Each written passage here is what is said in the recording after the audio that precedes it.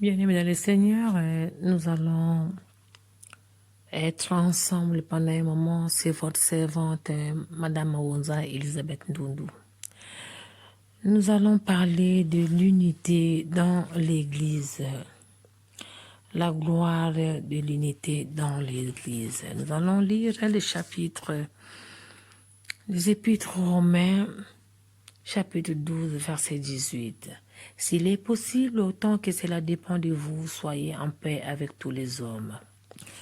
L'apôtre Paul nous rappelle ça parce que c'est la même parole que Jésus leur avait laissée. Jésus l'a dit, aimez-vous les uns et les autres, c'est juste le résumé du 10 commandements de Dieu parce qu'il savait que l'esprit de l'homme était limité. Donc l'apôtre Paul nous demande de ne pas laisser nos doctrines nous diviser, de ne pas laisser cet esprit des zèles, d'ethnie, pour dire que je suis de Paul, je suis d'Apollo, pour dire que je suis de telle religion, je suis de telle doctrine, je suis de telle obéissance, nous diviser. Mais il nous demande de vivre en paix avec tous les hommes. Il dit que s'il est possible, vous devez vivre en paix avec tous les hommes. Ce que nous croyons devient souvent la base de nos séparations entre frères et sœurs. Parce que nous entendons tellement des choses, des futilités qui ne servent absolument à rien. Nos convictions, nos points de vue personnels concernant la doctrine sont généralement à l'origine de notre attachement à une dénomination ou à une autre.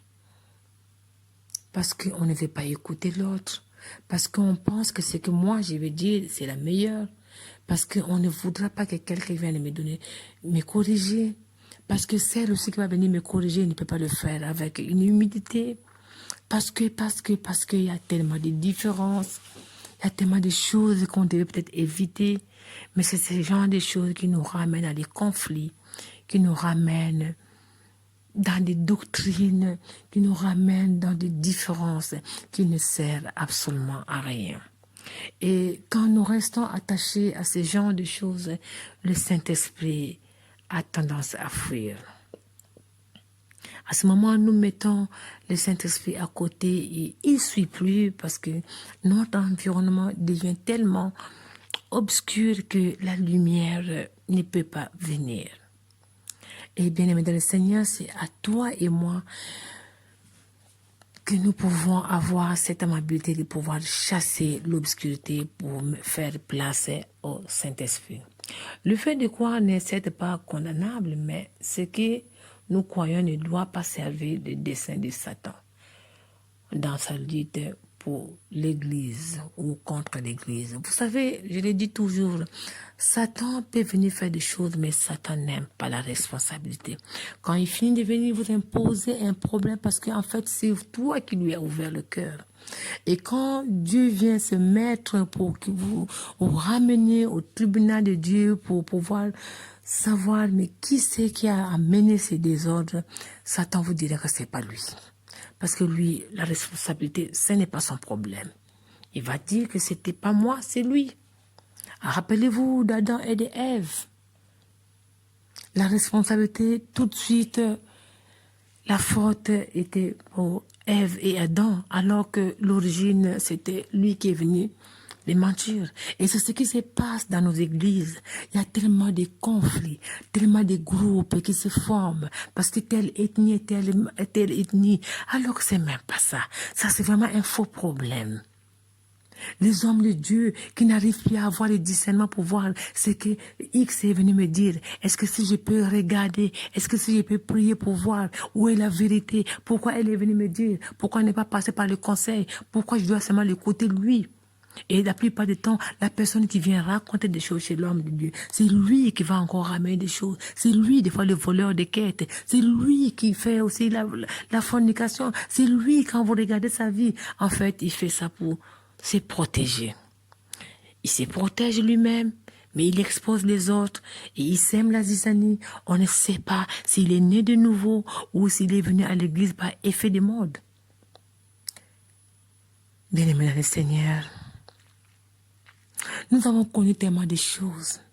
Est-ce que maintenant où nous parlons, il devrait encore y avoir des zizanies ou des choses qui ne sont pas agréables ou des séparations ou des divisions dans nos églises? Nous allons vers la fin des temps, même si nous ne savons pas c'est quand. Mais regardez, nous sommes confrontés à une pandémie mondiale qui nous menace. Le problème, c'est que tant que ça n'a pas attaqué ta maison, c'est les problèmes de l'autre. Ce sont les autres que ça concerne, pas moi. Parce que moi, dans ma famille, personne n'a été malade. Mais qu'est-ce que tu en sais? Qu'est-ce que tu en sais de demain? Qu'est-ce que tu en sais que quand tu vas aller dormir, après avoir créé des problèmes, la zizanie, les séparations, qu'est-ce que tu en sais pour le lendemain? Tu as beau être le représentant de Satan. Mais je te l'ai dit, je te l'aurais dit, Satan n'aime pas la responsabilité. Il va t'accompagner pendant un moment, il va te lâcher. Tu vas te retrouver toute seule, tourner au rond-point, sans savoir que c'est même Dieu à qui tu as tourné le dos. Il est là, tout au coin, en train de te tendre encore les mains pour te reprendre dans sa maison. Parce que lui, le bon Dieu, lui, mon Jésus si doux, lui, mon Saint-Esprit si révélateur, jamais, jamais, il ne laissera un brebis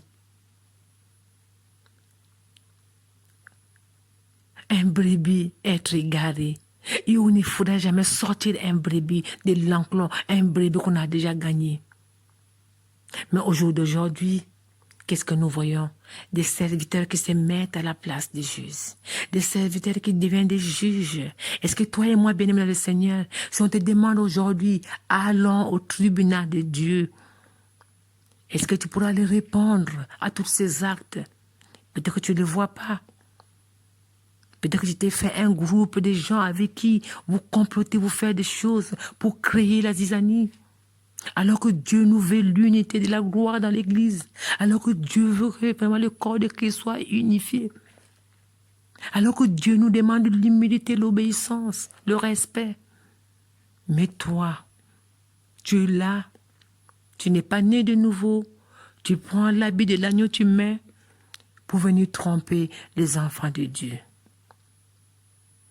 Aujourd'hui, je discutais avec un serviteur de Dieu où je disais que mon bien-aimé papa pasteur, il manque quelque chose qui nous échappe dans nos esprits, c'est le discernement.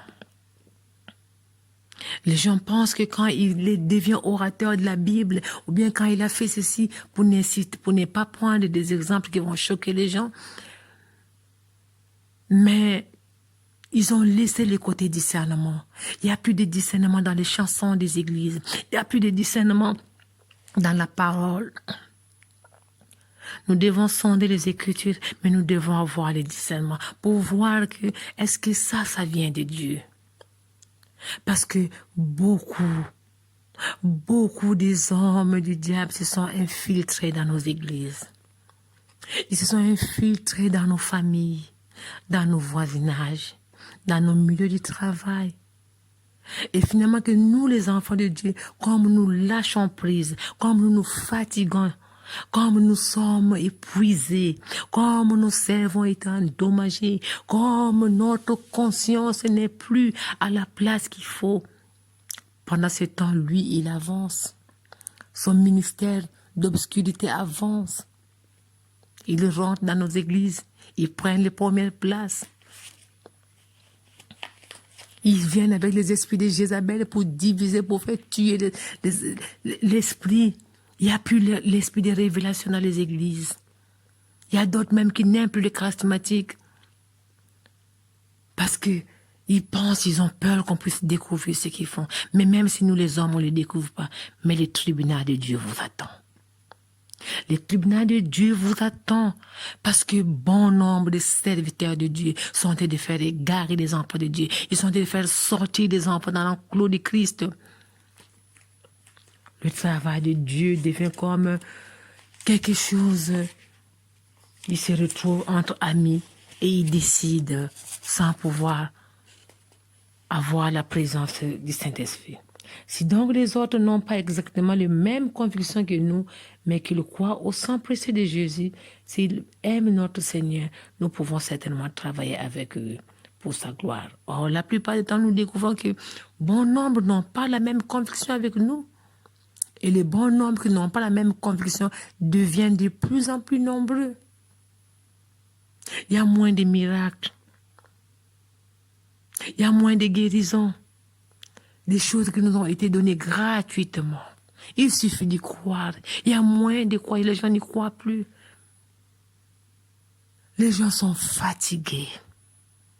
Fatigués par de fausses croyances, par de fausses promesses.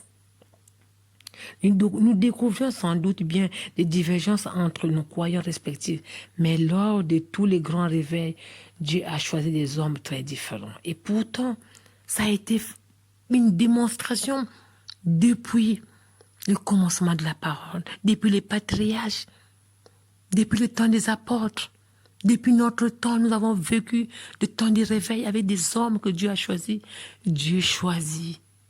Ce n'est pas à nous les hommes de venir mettre des choix. Les choix des hommes ne vont pas loin. Si bien que nous découvrons beaucoup de serviteurs de Dieu. Quand ils font quelque chose, quand ils voient qu'ils n'ont pas tellement l'onction, les voilà qui vont chercher des numéros au Nigeria, en Inde, de gauche à droite, pour se faire voir. Mais le tribunal de Dieu est là. Dieu ne va pas tarder à pouvoir vous demander des comptes parce que vous avez égaré le corps de Christ par vos comportements. Bien-aimés dans le Seigneur, revenons à l'essentiel. L'essentiel, c'est là où Jésus nous a mis, nous a enseigné, nous a parlé. L'essentiel, c'est là où il nous a mis le Saint-Esprit. Il nous a promis, il nous a envoyé le Saint-Esprit. L'essentiel est là. Dieu qui continue à nous visiter. Avec cette façon de faire, quel héritage allons-nous laisser à nos enfants? Quel héritage? Aujourd'hui, même quand on parle des anciens qui ont fait l'œuvre, qui ont ramené le réveil, il y a des gens qui pensent que non, et nos enfants ne pourront pas. Mais pourquoi? Si aujourd'hui on continue à parler des Finney, on parle de Woody, de Wesley, si on continue à parler de Catherine Kuhlman, de Père Hazard, de Ha Aren, de Robert, on continue à parler de tous ces apôtres qui ont existé. On continue à parler de Daniel Ndolo, de Mpanzo André, de Tatangui Voudi, de Bwana Kibongi, de Mama Riengo, Mama Sipola, de tous ces papas et mamans qui ont œuvré pour le Seigneur, qui se sont sacrifiés pour le Seigneur, mais parce qu'ils savaient que ces sacrifices-là n'étaient pas un sacrifice où ils ne devaient pas gagner, mais c'est un sacrifice avec dans la joie parce qu'ils savaient que leur Dieu leur avait promis la vie éternelle. Nous devons continuer à proclamer l'unité de la gloire pour pouvoir annoncer la parole, pour pouvoir atteindre les extrémités de la terre. Parce que c'était un signalement que Jésus avait dit que vous allez atteindre les extrémités de la terre. Le Seigneur nous rappelle, il nous rappelle que ce qu'il a été dit, il ne veut pas que les personnes ne soient pas au courant, que nous devons prendre ces écrits, que nous devons l'écrire, comme il a dit à Habakkuk dans chapitre 2-4. Écrivez, mentionnez-les pour les donner à vos enfants, pour que ça soit quelque chose de continu. L'Esprit de Dieu est toujours omniprésent. Il est omnipotent, il est omniscient. C'est un esprit de Dieu, la parole de Dieu qui vibre, qui est toujours vivant. Pourtant, il y a des temps, 2000 ans, qu'on a parlé de ça, mais jusqu'à présent, ça continue à demeurer éternellement en nous. Il est dit dans Jean 14,16, « Et moi, j'ai prié le Père, et il vous donnera un autre consolateur, afin qu'il demeure éternellement avec vous. » Oui, le Saint-Esprit demeure en nous éternellement. Moi, je crois à la présence du Saint-Esprit. Moi, je crois à la grâce. Dans 2 Corinthiens 13, il nous dit que la grâce du Seigneur Jésus-Christ, l'amour de Dieu et la communication du Saint-Esprit soient avec vous tous. Je crois à cette communication que le Saint-Esprit, que Jésus-Christ nous a donnée. Je crois à ces révélations. Je crois à ce réveil qui tarde à venir. Bien-aimé le Seigneur, ce réveil est derrière la porte. Mais à cause de notre façon de faire, à cause de nos fausses doctrines, de nos fausses révélations, de nos faux enseignements, à cause de cette façon où les enfants de Dieu sont en train de laisser les églises pour se retrouver dans les maisons, pour faire même aujourd'hui là, même en ligne. Les gens commencent, mais après ils se fatiguent à cause de nos comportements. Le réveil tarde à venir. Mais moi, je crois à ce mouvement de réveil. Je sais que le mouvement de réveil va réveiller nos consciences. Et il va faire la différence avec la présence du Saint-Esprit. Si vous ne voulez pas, vous avez failli à laisser la place. Jésus le disait, Jésus laisse la place aux pierres. Si vous n'avez pas connu ce Jésus, mais moi, je connais ce Jésus. Mon Jésus là, c'est un Jésus qui rend témoignage. Si tu connais un autre Jésus qu'on t'a montré, alors viens voir mon Jésus de la Bible, mon Jésus-Christ qui a été sacrifié sur la croix, mon Jésus-Christ qui a été immolé, mon Jésus-Christ qui a ressuscité les morts, qui a guéri des malades de village en village, qui nous a laissé l'héritage, qui nous a encore envoyé les bons consolateurs que le Saint-Esprit. Viens croire à mon Jésus et tu verras la manifestation du Saint-Esprit et tu verras la différence et tu verras de quoi Jésus est capable de pouvoir effacer même cette pandémie en quelques secondes. Et tu verras le réveil.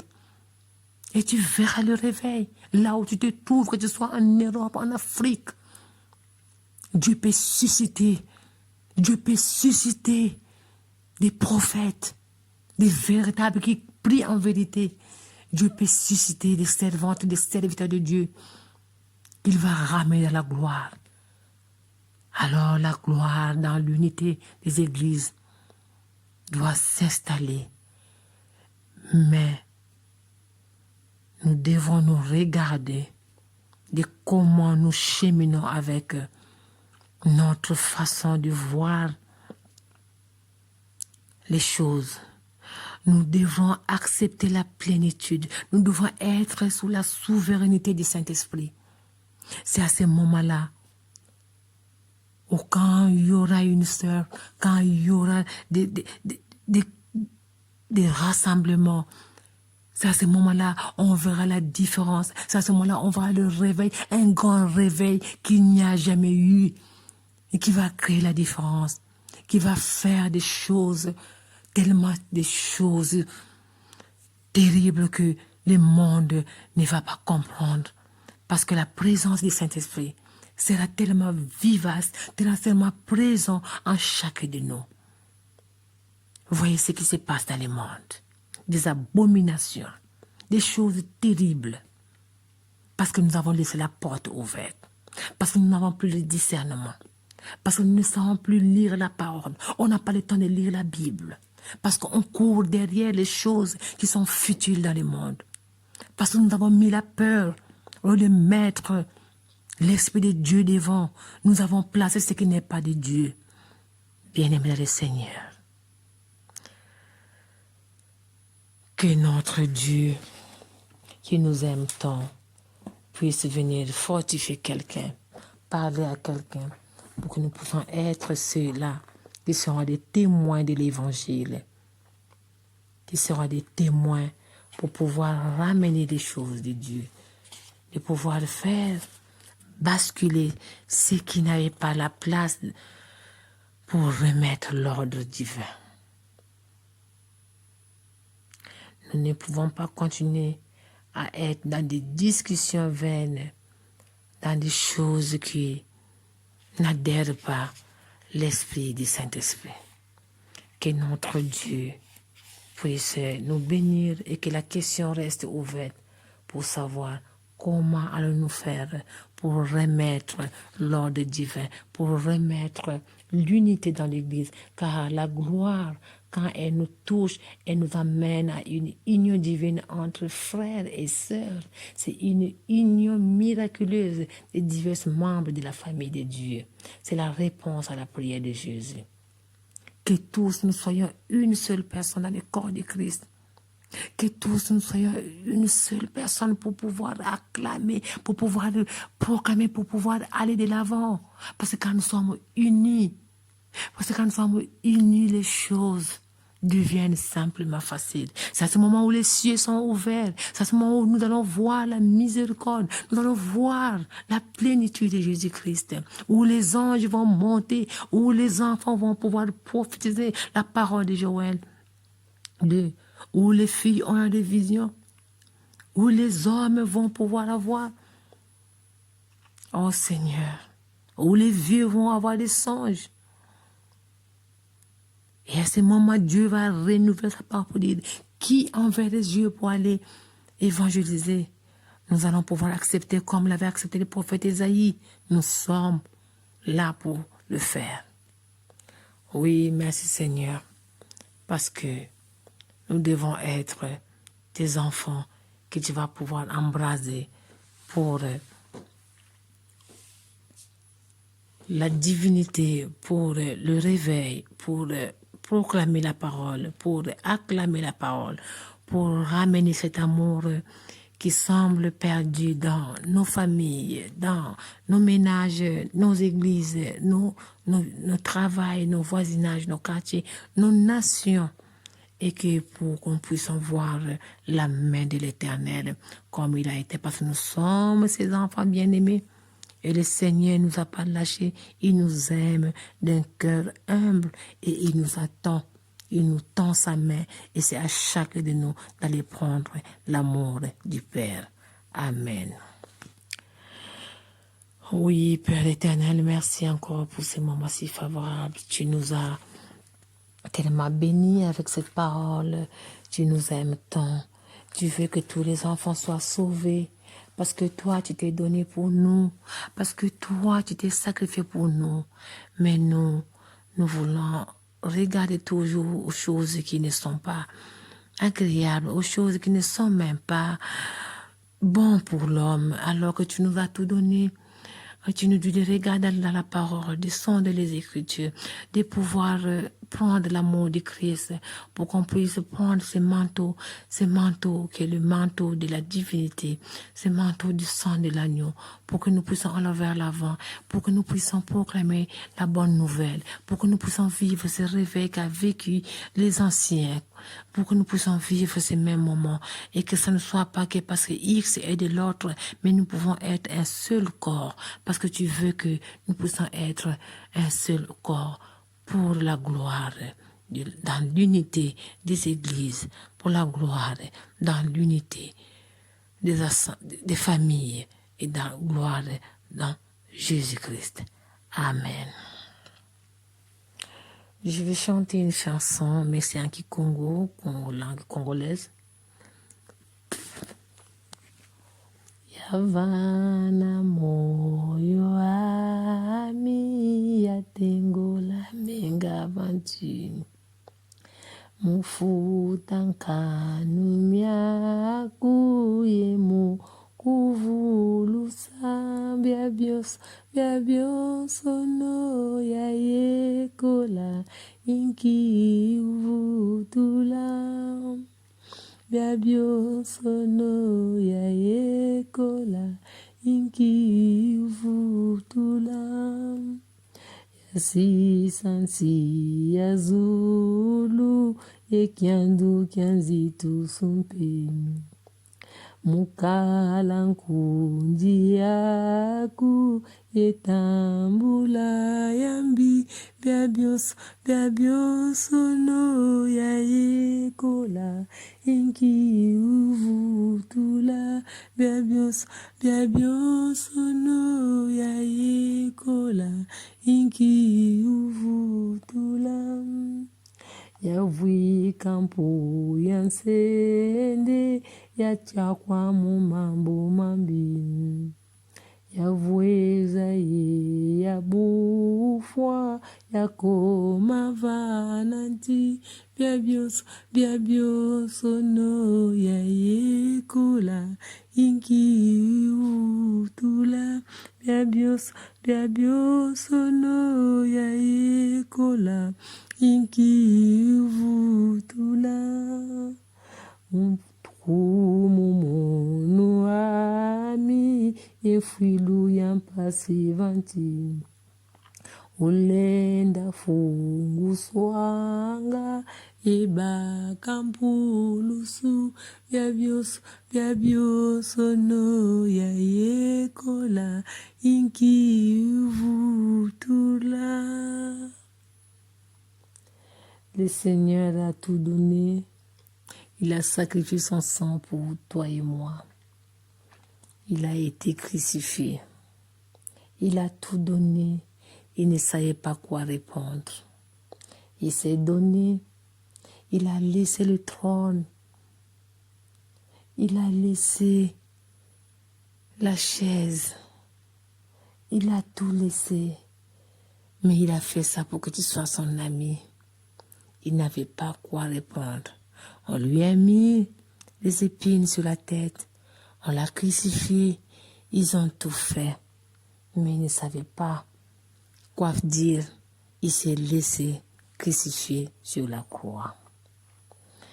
Il a accepté pour mourir une mort atroce. C'est pour toi que tu puisses être sauvé. Malgré tout ce qu'on lui a posé comme question, malgré tout ce qu'il a donné, mais le sang qui a été coulé sur la croix, c'était pour toi. Il ne pouvait pas répondre sur quoi que ce soit. Mais il est mort pour toi, ma sœur bien-aimée, pour que tu sois sauvé, toi et ta famille. Notre Seigneur, il est merveilleux. Notre Seigneur, il est bon. Amen.